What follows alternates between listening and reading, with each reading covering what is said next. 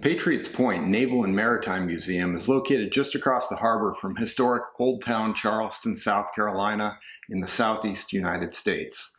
It's home to one of the most iconic warships in U.S. history, the USS Yorktown.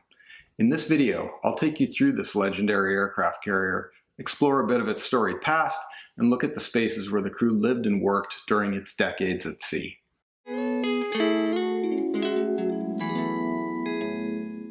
The Yorktown was one of 24 Essex-class aircraft carriers built during World War II for the U.S. Navy.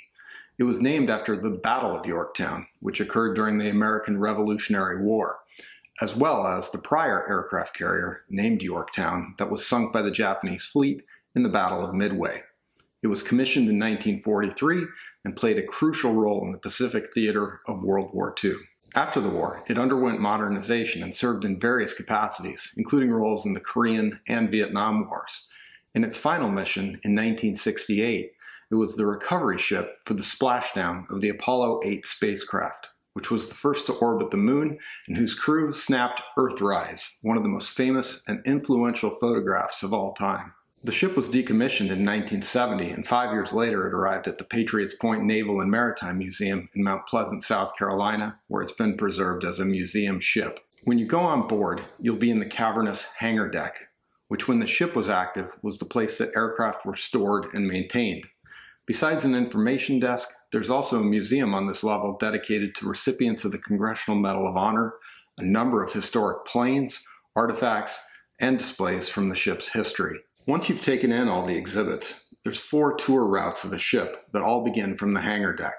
Each of these self-guided tours focuses on a different section of the ship. Tour 1 is of the living and working spaces that the crew would have used in daily life on the ship.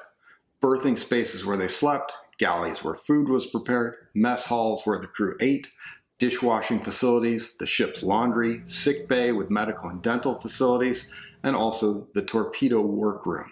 Tour Route 2 takes you up to the flight deck, where a number of more modern aircraft are on display. On the huge deck, you can take in great views of Charleston, the iconic Cooper River Bridge, and the shipping lanes to the port. From the flight deck, you can also access the island, which is the highest part of the ship, which is where officers directed flight and ship operations. It contains the bridge and navigation room, as well as the captain's sea cabin and the combat information center. Tour Route 3 takes you through the forward parts of the ship, including the officers' living and dining spaces, the ship's barber shop and soda fountain, the catapult machinery room, which powered the aircraft up to takeoff speed, and lastly, the brig, or jail, of the ship. The 4th tour route has mostly museum displays of ships in the World War II carrier fleet. These are located primarily in cleared-out crew berthing spaces. And although they have exhibits with tons of interesting information, there isn't much about the life and operations of the Yorktown. Kids might find this route the least exciting of the 4. I opted to spend the additional $18 and took one of the guided captain's tours led by a veteran who had served for over a decade on U.S. aircraft carriers. The guide was super knowledgeable and engaging, but the vast majority of the tour was through spaces that were accessible on one of the 4 self-guided tour routes.